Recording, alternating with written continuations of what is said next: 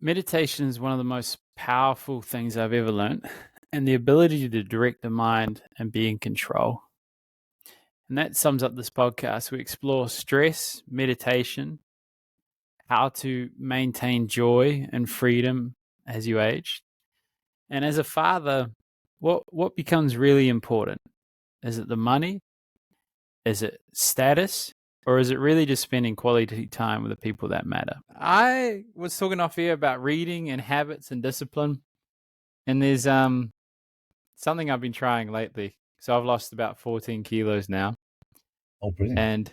And it's because of that. I don't know if you can see it, where there's like just weights outside my bed. So there's minimal friction to do what needs to be done. But even that wasn't enough. I'd still walk past it. I'll still ignore it and not exercise. So I was like, okay, what if I make it even easier? So I got an exercise band that I start with. So I'm like, oh, Ryan, you might not want to exercise today, but just do the exercise band. Okay, I'll grab the exercise band. Then I'm off and like, oh, well, just pick the weight up. And just pick the weight up. And then just from those two things, moving more, lifting weights, and only diet recently, but mainly just moving more. So what's falling on the wayside in terms of habits at the moment, my friend? What's some aspirational habits you're trying to get back to? Well, yeah, I'm not getting younger anymore. I'm 50, well, coming up on 53. So that's the time where you feel things could change. I've had a healthy life and no major health issues. And it just got me thinking, as I'm growing, as I'm getting older, you just tend to gradually put on weight. And one of the things is, it's the best thing to do start now than leave it for a little longer where it gets really hard. And so I'm doing a few things. I'm just watching what I eat, managing my food intake, and looking at getting back into working out. So I was lucky to have some friends who said, "Hey, Aaron, let's go cycling." And I haven't done that for ages. So, every weekend or every fortnight we get together and we go cycling.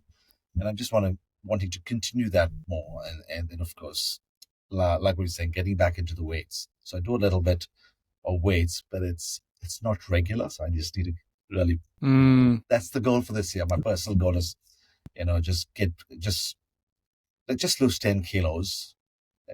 I'm just going to feel really, really good. And, just be more active. Just be more active and eat healthy.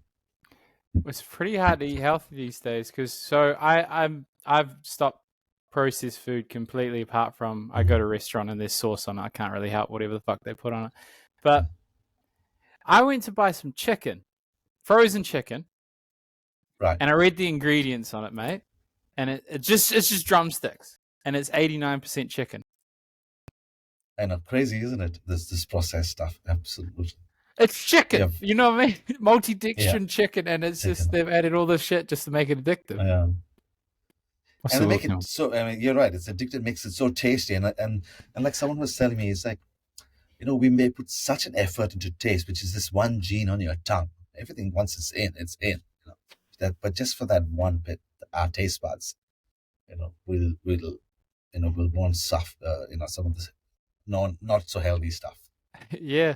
Well, I was trying the biggest change for me. So basically, all I eat now is meat, fruit, and eggs.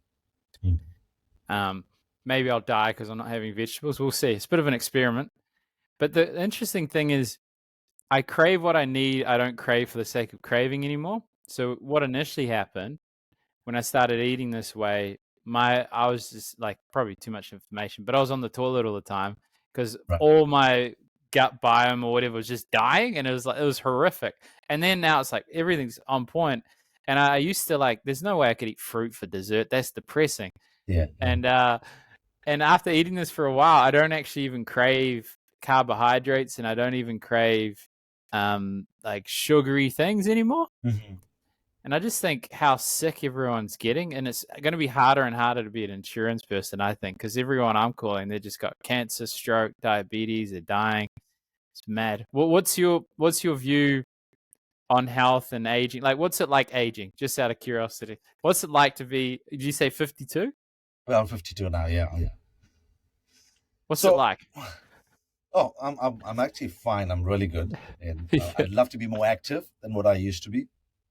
And in the past, I've done different things in my life from sports, and and things in dance and stuff. But it's dance. it's Wait, jazz yeah. hands? What kind of dance were you doing? Well, this was during university. As I got out of university back home in India, I had the opportunity to perform for this open track and field meet in India. It was the Asian track and field, and they wanted dancers for the opening ceremony.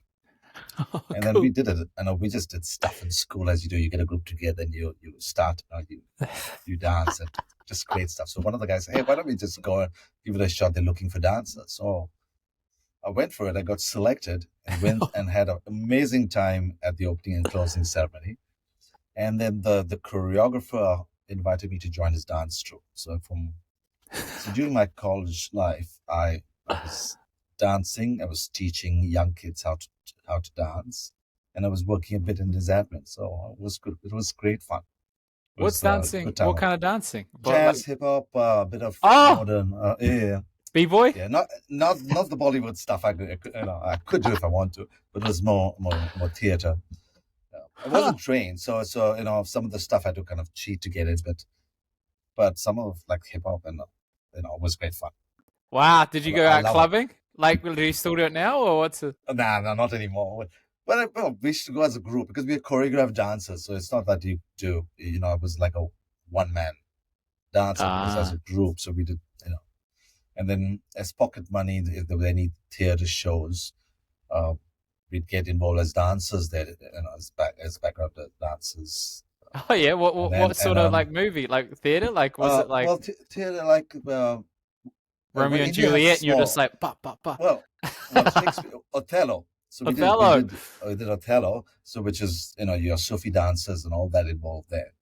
So we were the background dancers, and it was great fun. So some well-known actors in India were the main cast, and so we were the background. So which was great fun, and we were part of those scenes in different parts of the show. So we did stuff like that, What's it like behind the scenes? Oh, it's great fun. It's gossip? Exciting. Oh, yeah. Well, this is all Indian actors, so I probably wouldn't know any.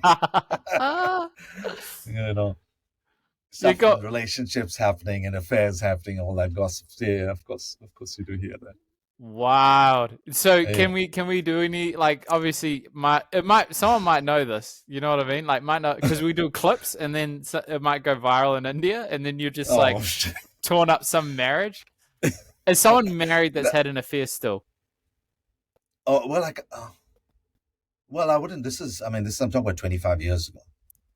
This is a long time, so wouldn't know. I need the tea, brother. I need to know what's going on, and what's it like in the celebrity scene in India? What's it compared to what other people see? What's it really like behind the scenes, mate? Well, to be honest, I wouldn't know much on that aspect of it. It was just we were just mostly part of a group of dancers, and we got to know people and those kinds of things. So. I mean, you hear a little bit of gossip, like I said, the gossip. I just okay, this is what we've heard, But no, I wouldn't. From a celebrity scene, this is. I mean, I'm 52 now, so I'm talking when I was 17 years old, which is a long time ago. And during those days in India, there was not so much Western dancing. If you'd see any of the old movies, you'd have a song in a movie and the boy and the girl dancing around a tree or dancing in the rain. So it wasn't much of choreographed dancing. But when we came into scene, the choreographer that I worked for, he brought in jazz, hip hop into India and we'd perform on a regular basis. And then as it goes, and close to my lead, he got involved in the movies, and I actually missed being part of one of the movies that he was involved in. And that kind of took over. And if you look at any Bollywood movie, there's a whole lot of choreographed dancing in movies. So we were kind of the pioneers of Western dance, of jazz, hip hop. Wow, it was great fun. Yeah. Was it like you know how like they brought rap into America and all the cops would turn up and try to shut them down? Was it like that? Did they think that you guys were inappropriate? No. No, none of that sort. No, because it was just not accepted in Indian cinema. And the guy I was involved, his name was Shamak Dawa. Now he's quite big in India. He learned overseas. He went to UK to learn, and then when he came back, he started the schools. And we do a lot of corporate gigs. You know, when like one of my first corporate gigs is when Puma first launched in India. We had a whole fashion show, and we had a few celebrities that were involved. So we dress and we dance, do all that kind of stuff. So it was great fun. It was great fun. What's the weirdest outfit you had to put on? Did you have to dress as a rock or something? No, none of that stuff. No. We did actually. Well, I wouldn't say it's the worst, but it's quite hard to dance with. So, do you remember Janet Jackson's song "Rhythm Nation"?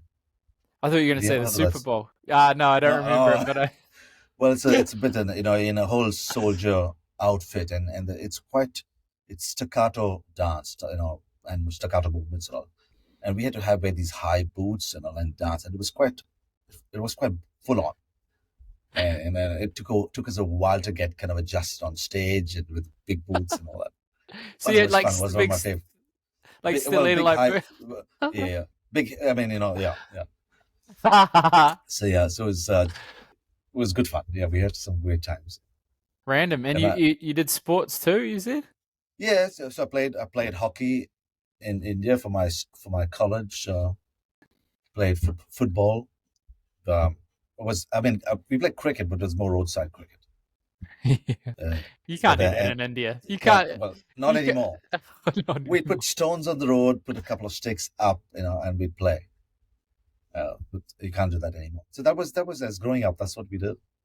We'd find a patch and just What was India like back then? Because I can't even imagine. I'm interrupting you a bit because we're trying to time this delay thing. But is it?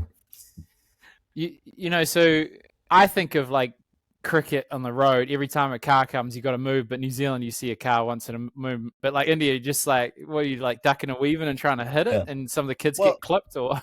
No, well, that's what in India I say. This is I'm talking about 25, 30 years ago. It was there. So there's the bylanes. You weren't on the main roads. You were like in the small lanes, which is purely residential. So we'd play on the road, and then if a car came, we just move. So we did that kind of stuff. And this I'm talking.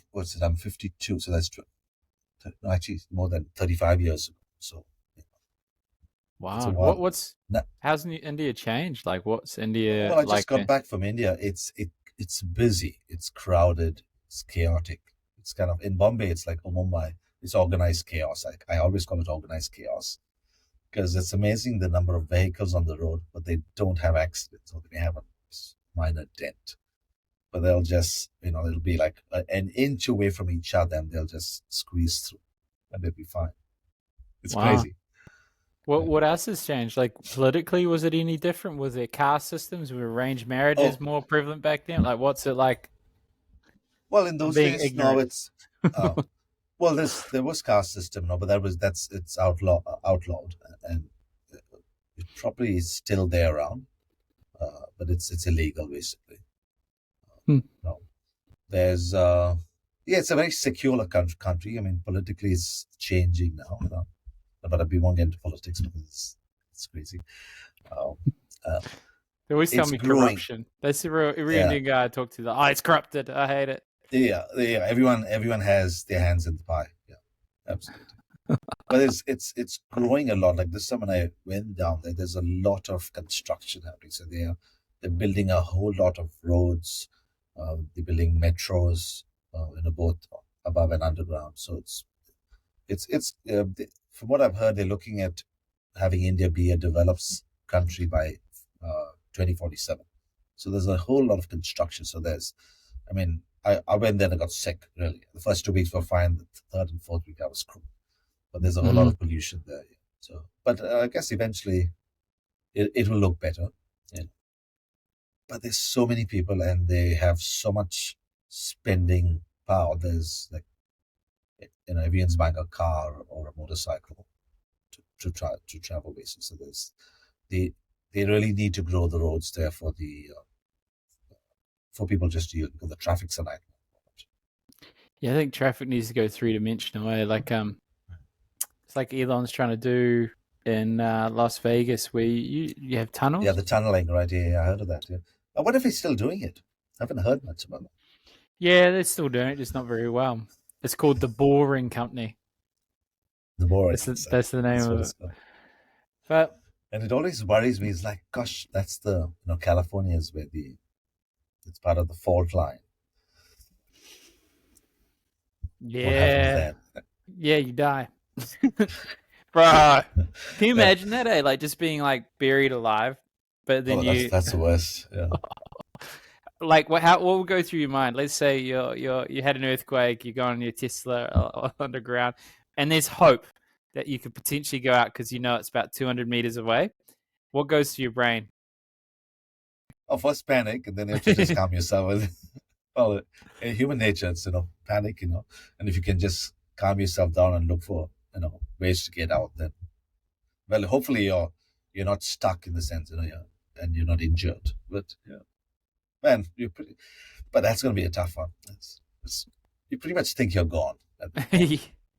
Yeah. Is there something scarier? What's the worst way to die, you reckon? Oh, I would say drowning. Oh. I would. I'm not the best swimmer. Yeah, and it's funny because my boys. I'm going to just talk about family now. My boys are into water polo, and I've been really, really involved in helping them be part of it, and in any trainings they need, I'd wake up early morning and take them there, and just motivate them to be better than they think they are, and they're really good players, and they really enjoyed it. But everyone assumes I've been playing because I'm always there, and I'm a good swimmer, and I'm not. I'm nervous and I panic, so I literally have started going back to swim classes. So I say, hey, we live in New Zealand. There's water all around. Everyone needs to know how to swim. So I've gone to swim classes.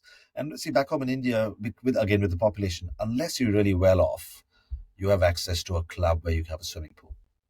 Everyone else, grows there.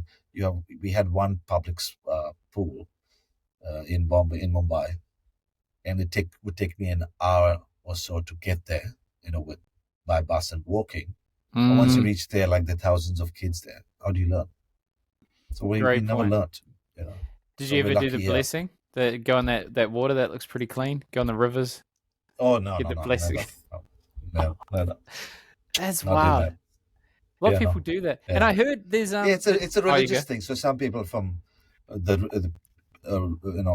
Hinduism is the largest religion in India, which is I think 83% of the population. So they believe that you go to the river Ganges and you can clean yourself. So not me. No, you don't believe that? Clean Well, you? I'm not. I'm not that religious. I'm not Hindu. So Oh yeah. So it's more for a religious thing. Yeah. There'd be so many dead bodies in it, eh? Scary. Yeah. But it's. I think there was a time they were trying to clean the river, but it's just that so many people going there, it's bound to get dirty. Well, I say I lived in a place with the most polluted river in the world, in my opinion, but it's not. But Manawatu River, and this guy jumped in the tail end of it, and it got meningitis. I'm like, yeah, look. Jeez. But people probably saying it's completely unfair. Yeah.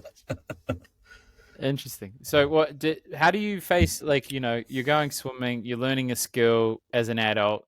Do you feel embarrassed by it? And if you do, how do you overcome that? Well, initially I did, but now I say, hey, I got to think about myself. So I just do it. And I think it's just, you feel embarrassed in the beginning, but everyone, is happy you're doing it. And I have friends I'm okay with sharing it, because in the past I wouldn't, it was a bit of embarrassing because I'd be in one pool with the boys, and then I wouldn't want to do it while the kids were there. But now it doesn't matter. For me, it's like I'm learning a new skill, and I'm glad I am, because it's important.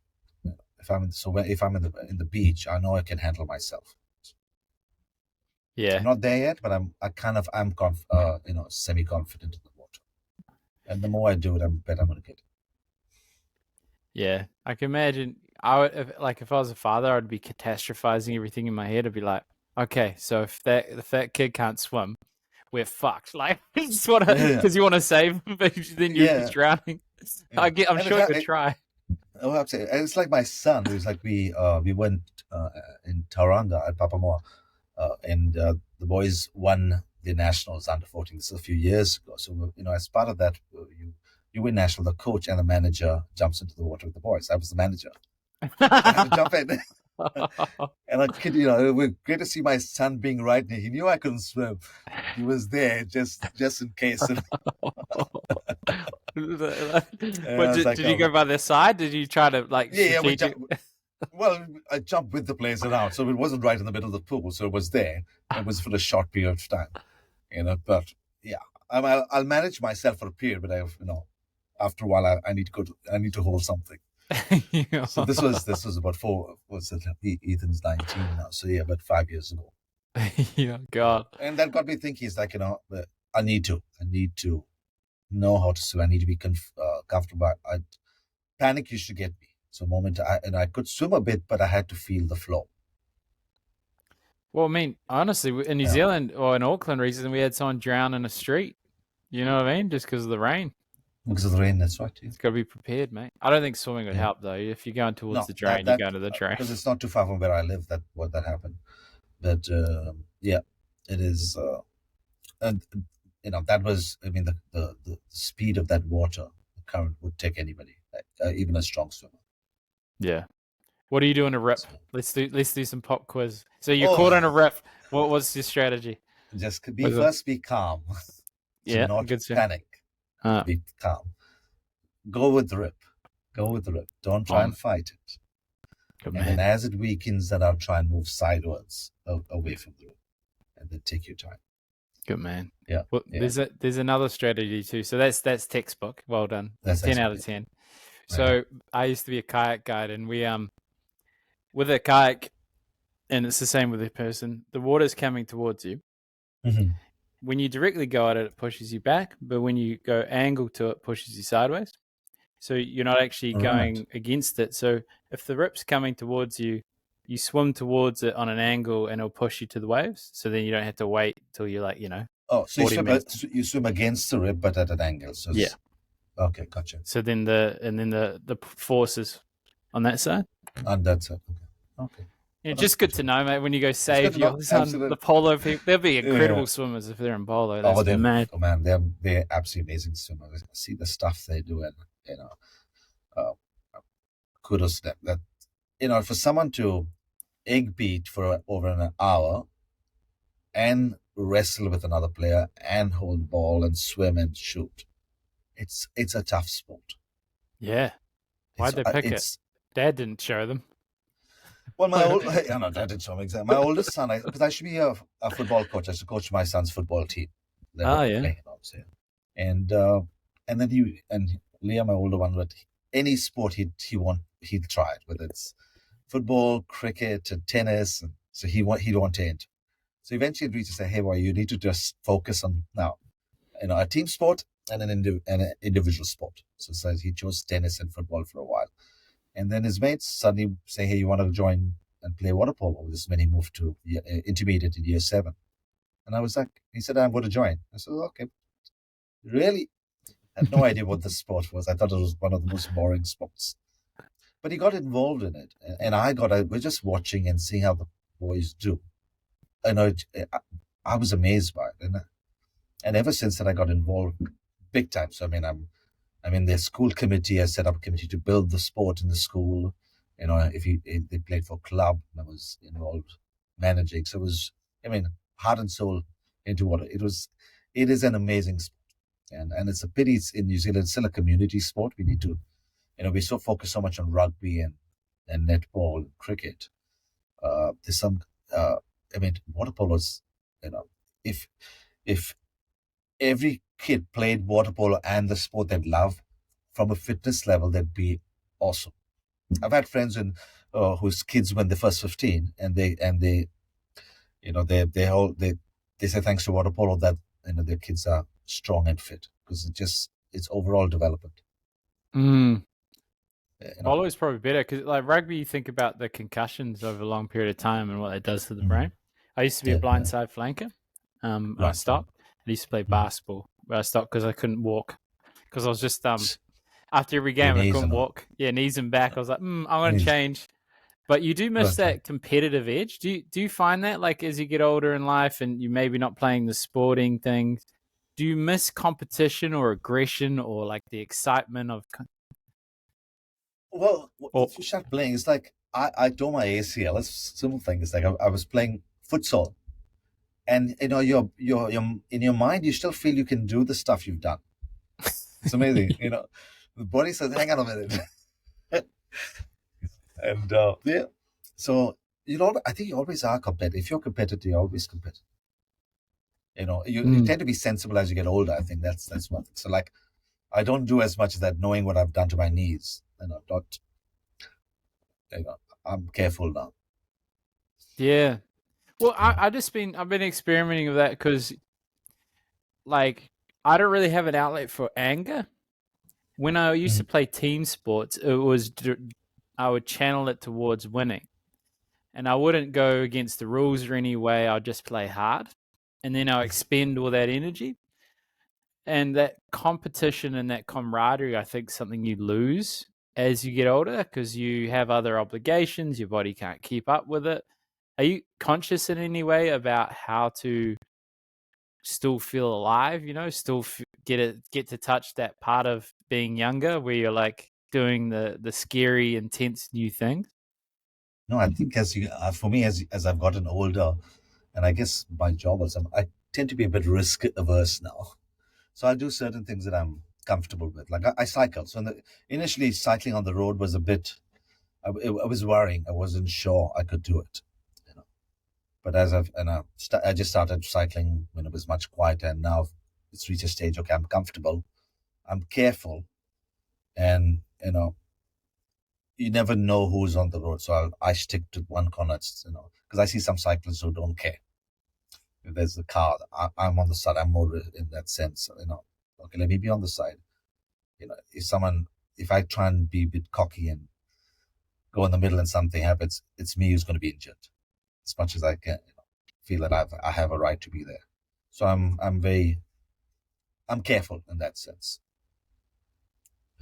Yeah. I don't try to do too. Yeah, I think as you get older, and when you have, I guess things change because when you have kids, you have family, you have financial responsibility.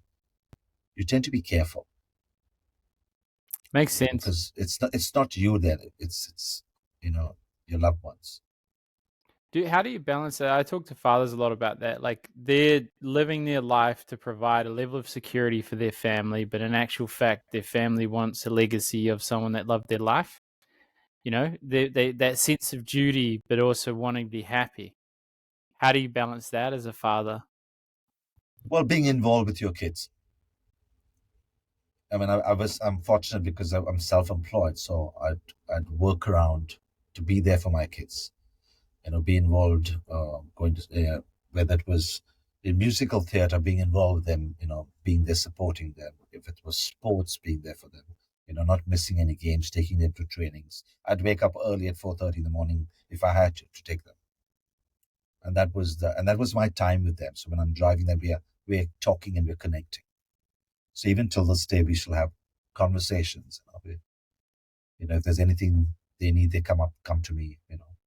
They're young adults now, and they shall come in and we'll chat. So so it's just building that connection with your kids when they're young, because that's that young age. The kids, I believe the kids remember what you've done for them.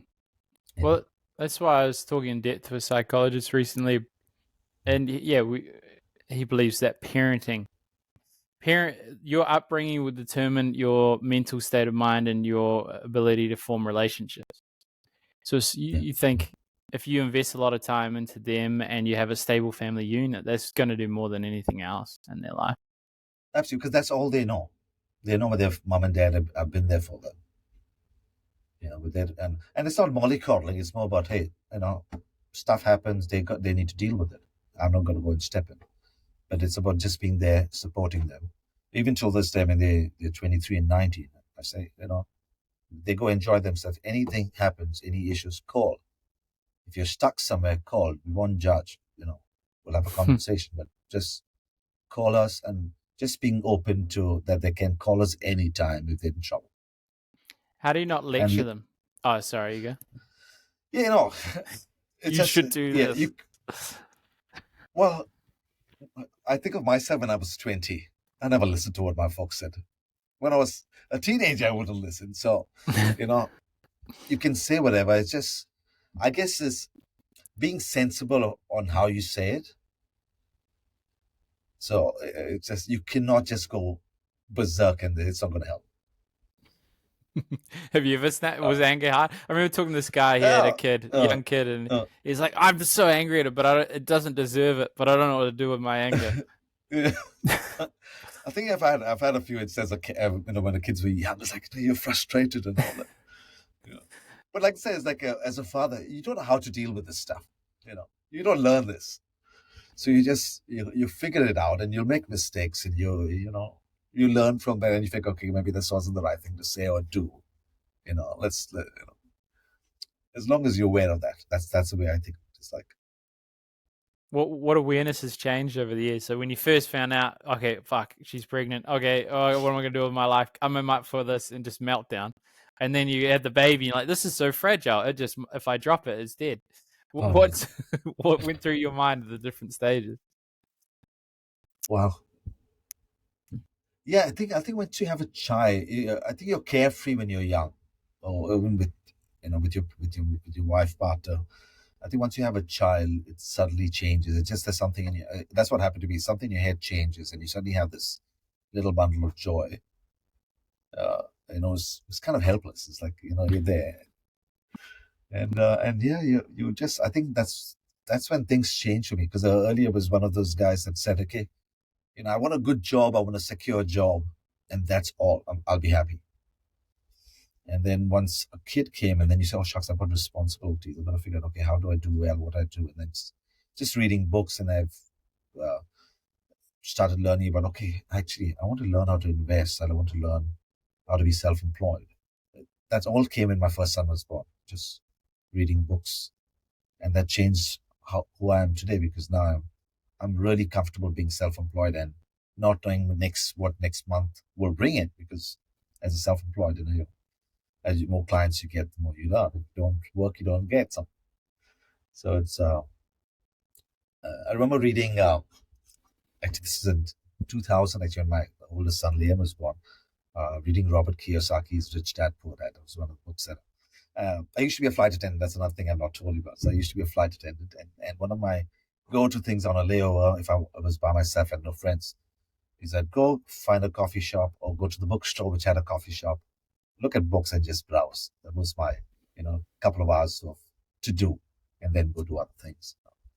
And then just finding these books and reading it, and it interested me, and just learning from them. And that's when I kind of shifted and said, okay, I'm working for a company. There'll be a time I would love to do something on my own, love to invest, things like that. Yeah. What have been important books that have shaped your life? I think Rich Dad Poor Dad was one of the biggest ones.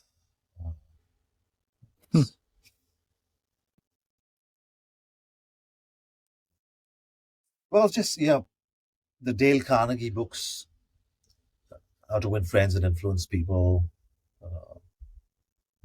The kind of old classics, Power of Positive Thinking, things like that. The Richest Man in Babylon, that's another very good book I read, which I'm reading it again now, actually. I'm reading the audio book of it. But yeah, those are some of the books that I really, really enjoyed. I started maybe think differently. It's interesting. The Richest Man in Babylon, I think that's how you say it. Yeah. I was looking at a lot of the principles, lend money to people that pay you back. And actually what they describe as a managed fund, because I used to be an investment advisor. Right. And it's like, so lend money to people that will pay you back, diversify your investment, and business. Keep a percentage of your money that you earn separately. Let it grow, build. It's crazy because of how much of how much of all you need to know has already been said. Like you don't consistently work at one thing and trying to get better every day. You'll be 37 times better at the end of the year if you At the end. increase 1%. And you just think, like even if you didn't know how to build and demolish a building, and your job was to demolish the Sky Tower, and all you had was your hands and a hammer, you would demolish that if you had an indefinite amount of time and you just consistently did it every day. And then Yeah, you yeah. ask someone, hey, this is how I'm using the hammer. Is there a better way to do it? And then do it. Doesn't matter what it is. Has there been things in business or rituals that you've found that sound boring, but in reality are the most important things? Well, this took me a while to learn because I was one of these guys who wanted to learn more, but I would struggle to apply them, and that's the toughest. Is that because you can overanalyze, you want to know everything, and it took me a long time to figure that out. Hey, listen, if you learn something, go try it. You make mistakes, that's fine, but you're learning from that and get better. And it took me a while to get to that speed. And that's one of the things, it's like none of us knows everything. Whatever you little you go and apply it, learn from that, make a mistake, get better, apply again. And that's one of those. Yeah. Now this is one of the business rituals I do. Is like, if I find something I want, okay, let's try it. Okay, let's do it. Then learn from it, get better and better, and ask for help when you need. Yeah, I think like if you just use a simple example, if you read a book about cold calling or you make 10,000 cold calls, which one's going to make you better? Yeah. And I think that's been the biggest lesson is like my goal. So my only vision is to help people live fulfilling lives, but my actual goal is to have the work shape me into the man I want to be. So I'm not actually concerned about the outcome. I'm concerned with the actions I take that shape me, because the work teaches me more than me learning about the work. Like I change most from the action. So it sounds like you have a mental model, or at least maybe from younger, where there can be some nervousness around doing things and some fear or some concern of judgment. What do you think that stems from, that apprehension, but you've forced yourself to do it anyways? I think it was like as a kid, I was extremely a shy boy, very quiet boy. So I never wanted to venture, trying to do something. So that's my upbringing. My dad was very quiet. My mom was more outgoing, but to a certain level. So I think it's upbringing. So you tend to, and we can learn all this stuff. So this is who we are, but that doesn't determine your future. That's the way I look at it. Every individual needs to learn and find out things and learn the skills. Once you know the skills, you get better and you learn more skills after that. So that's the important part, I think, as an individual. Each one of us needs to do it. Just look to improve, look to get better and better. And we always look at someone else and say, oh, he's lucky how well he's done. But, we don't know what he's gone through, she's gone through. Yeah. Well, you're actually, you have quite a lot of self-awareness, so it seems, and a willingness to admit it. So a sense of humility. What do you think has been quite helpful in you understanding the things holding you back and then still doing it? It's just being aware. I think it took me a while, so it's nothing. It's not that I was perfect. I wish I'd known this earlier. It takes a while. I think as you get older, you figure this out. But yeah, it's that. Yeah, I mean, for a long time, you try all these things and it doesn't work, or you read all this stuff, it doesn't work until you put it in action. So that's the thing. And like I think I read it somewhere. Says everyone says, oh, knowledge is power. You read and you're good. It's not knowledge that is power. It's applied knowledge that's power. So you do something about what you've learned, and learn from it and get better. That's the challenge. I think there was a book, I think it's called The War of Art, and it only has one point, and it's like ignore your rationalizations and take the action. But that's a very tricky thing. Is you've got a brain that's learned how to stay a certain way. That's its job. Efficiently stay the way it is. And then you have something else that's trying to take you away from what you are. So you start making up the excuses. Oh, like, I just need to know more. I'm not ready yet. I need more money. I don't have the resources. It's some reason, some justification. What do you do? What's the framework you use in your mind to talk yourself through the fear or the rationalization?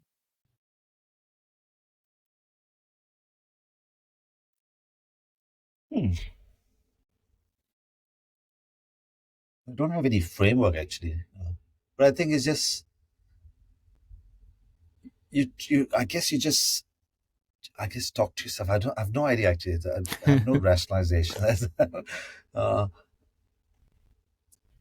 I think it's this is something I've learned over the years. Also, is like you kind of get to the realization we are a sum of our experiences. So what stuff happened in the past creates that reality. And then you have these blinders that you put on.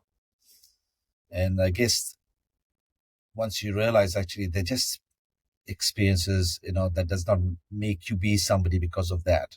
And you come to the realization, actually, let me just try it, see if it works, give it a shot. And I think that's how you move forward. It's crazy how few genuine consequences there are for any action. So you think, if you do something you regret and you get judgment from a person, you get shame from someone else, or maybe you lose some money. The reality is, apart from maybe serious harm or death, nearly everything can be resolved or replaced.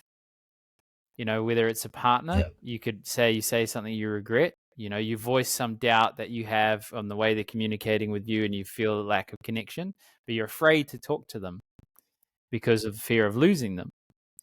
And then you express it, and then you might say it the wrong way, but you can adjust it. You can say it. You can fix it. Or you have brought more of who you are, and then you can replace them with someone that is more attuned to who you are and loves you for you. So I don't believe there's really any even the sense of duty as a father. Let's say you failed financially, completely lost everything, and you guys don't even have a house. You could find some shelter. You could go to the supermarket bins and get out fresh food. The only thing that makes that horrific is the projections of judgments you think other people have, the status that you feel that you've lost. So do you ever think of like minimizing consequences or framing it a different way, or what's something that you find helpful to not get overwhelmed and stressed and overthink things?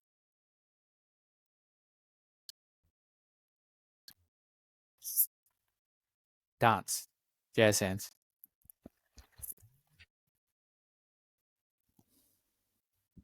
It's a tough question. Well, could you just say it again? Just let me How repeat that question. how do you deal with stress, and how do you stop yourself getting overwhelmed and snowballing down like a bad thought? Oh, that's easy. I meditate. I meditate because it calms you down. Because when you're stressed, you're on a flight or fight mode. I think that's what you tend to be irrational. You just react to stuff. But just taking some time off, breathing, meditating helps. Something comes up. There's always an answer. There's always something that comes up as long as you take some time. So I'm a big believer and a follower of meditation. I meditate every day. Yeah, I've been meditating the whole time you've been talking. That's it. That's your meditation. Yeah, no, genuinely. Yeah, I think people. I think it's valuable to sit and focus on your breath and just observe things as they pass. I think where it's most useful is an intense external focus. So if I focus on you, your mannerisms, the way you're communicating, and my breath, because a lot of, especially with technology, you stop breathing, like email apnea. You tighten your chest, and you'll notice with stress, you'll breathe. Yeah, absolutely. So what does meditation mean to you, and what does it look like? Oh, my meditation is just just spending 20 minutes closing my eyes and just breathing.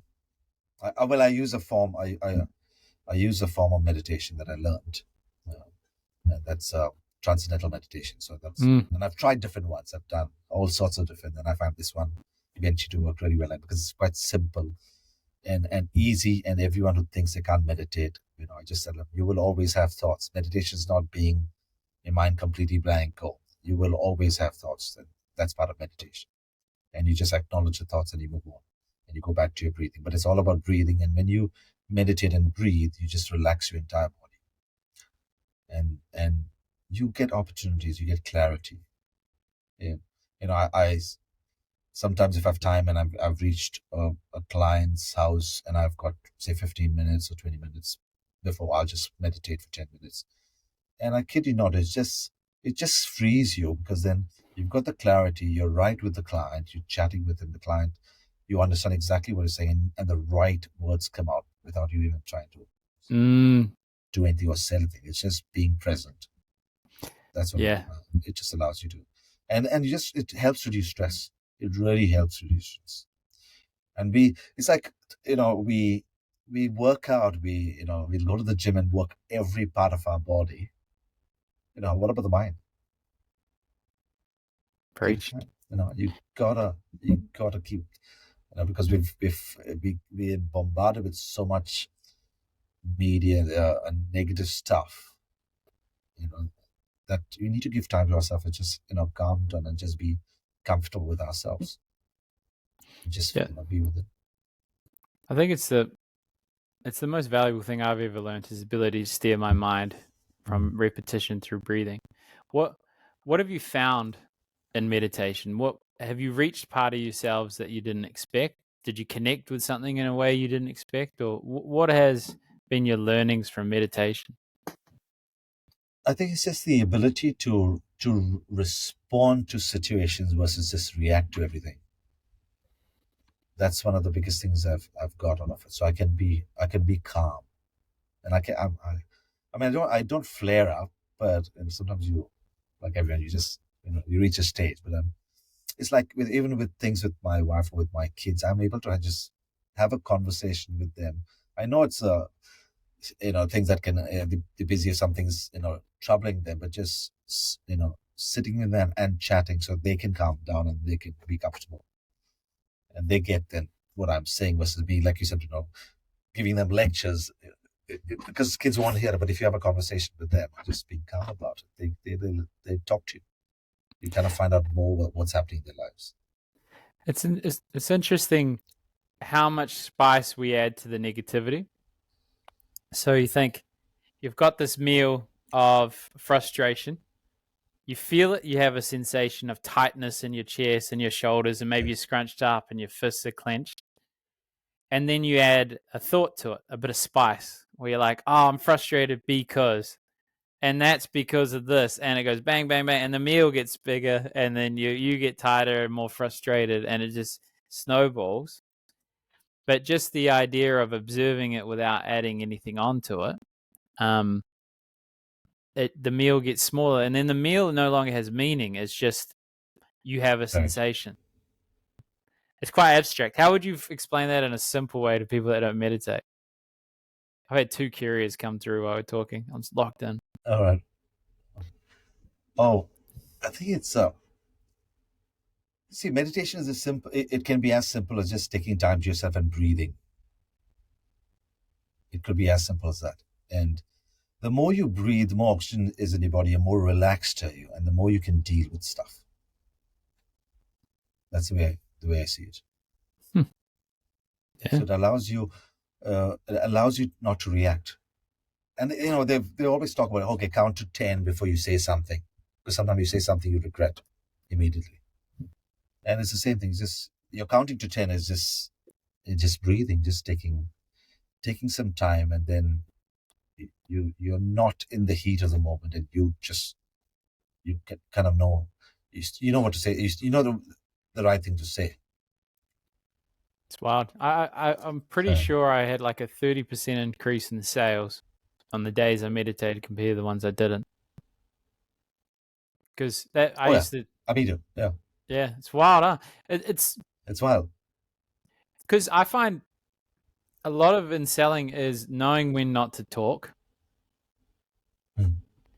Like we said, that we used to call it the silent close, and I'm not saying I'd use it nowadays sometimes, but there was this small girl. She was 20. She's like fucking 4'11", and she'd make like these really successful businessmen really uncomfortable, and they would just buy. And one of the things she would do is, after she asked for the close, she just sit there in silence. Yeah.